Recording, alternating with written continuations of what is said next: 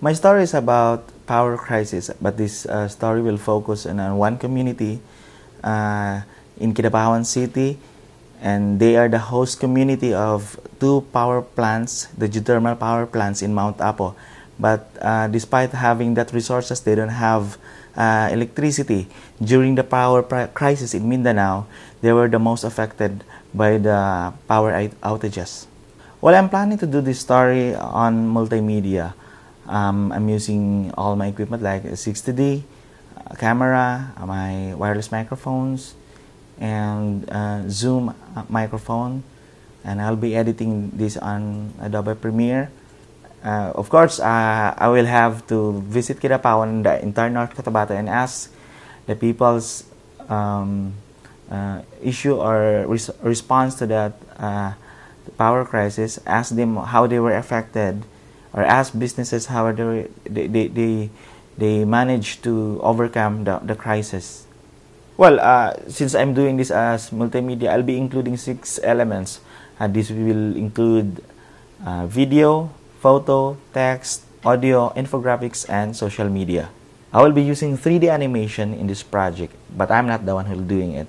I'll tap other person because I wanted to explain how electricity flows from power generation to power distribution. And I'll be showing to you some of my visuals to give you a glimpse of my project.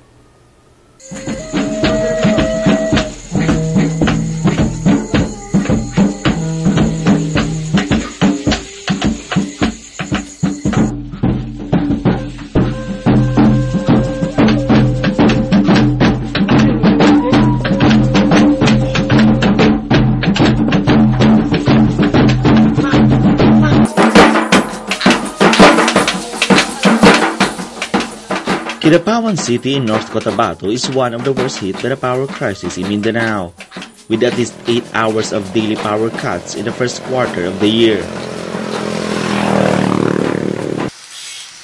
Gregorio Tuburan owns this auto repair shop. Business is at a standstill until the electricity comes back. The power interruption lasts all morning. Workers have to rush work to make up for the time lost. Tuburan complains the power crisis is hitting him hard. His shop is the family's only source of income.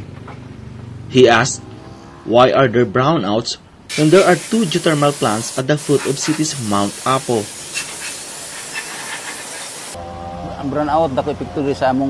There is a huge setback on our operation. We cannot accept more clients because we are dependent only on electricity. We cannot afford either of generators.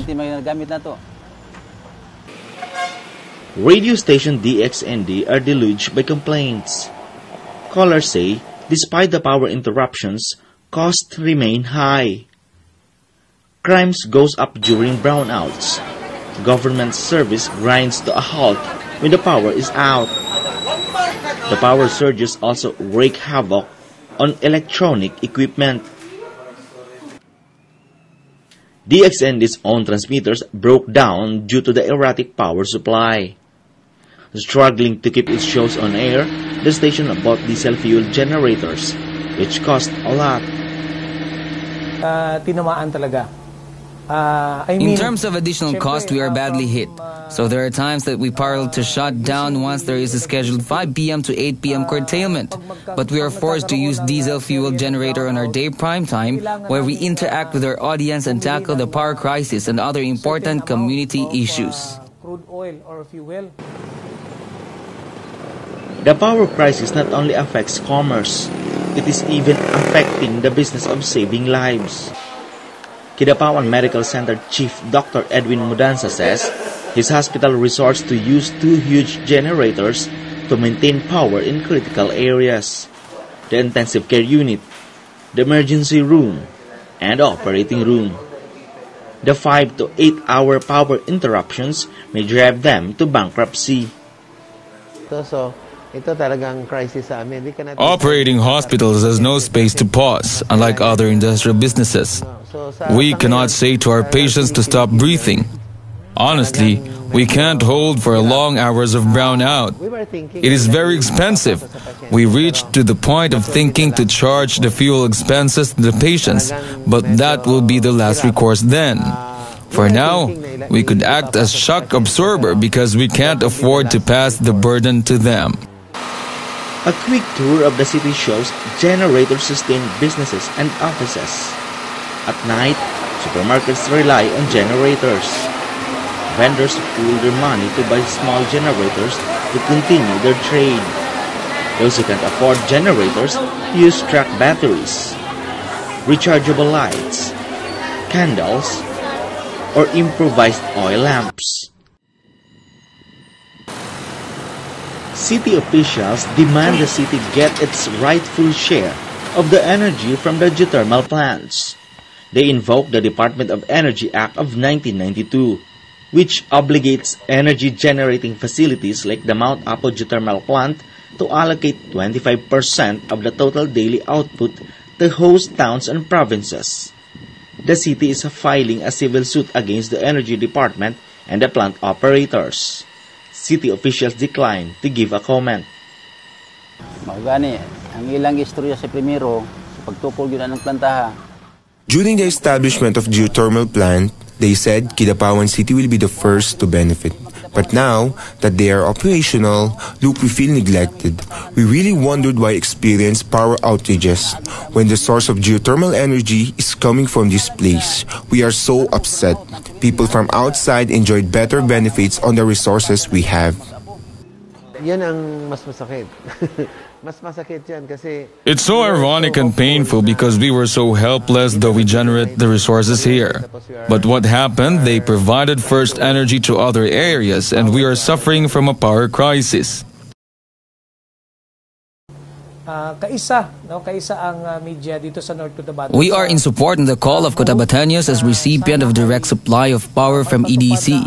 We are one in the move in the implementation of what is agreed in the Memorandum of Understanding, signed which they should provide the priority dispatchment of 25% directly as a host city and not the insufficient power load.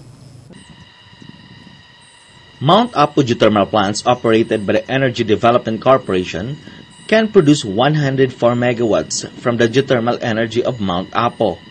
The energy goes to the transmission system, operated by private company National Grid Power Corporation. Transmission supplies local power cooperatives like Cotelco. Cotelco supplies 98,000 consumers in North Cotabato. At the height of power shortage, Cotelco only gets 15.4 megawatts. The local cooperative wants that supply increased to 32 megawatts. Walang bagong planta ng pumasok. There is lack of available supply that were divided in different electric cooperatives. At the moment, we have no new or alternative power plants that will respond to the growing demand from the growing economic activity in Mindanao. Cotelco managers say poor maintenance of government-owned hydroelectric plants in Mindanao caused the power crisis. Officials claim the Mindanao grid has a shortage of 400 megawatts. But officials and cost-oriented groups claim there is no power crisis in Mindanao. They say a power cartel is creating an artificial power crisis. The cartel allegedly wants to compel local cooperatives to buy power from much more expensive private power barges. Energy officials deny the claim. On the second week of May, Cotelco bought an additional 8 megawatts from private power barge supplier Thermamarine to augment its shortfall. Cotelco manager Godofredo Homa says it can maintain 28 to 30 megawatts of power supply to the residents, narrowing the power interruptions to only a few hours. But he admits buying energy from a private firm means an increase in consumption charge. Increased charges will eventually mean higher charges for businesses big and small. An extra cost they will likely pass on to their customers.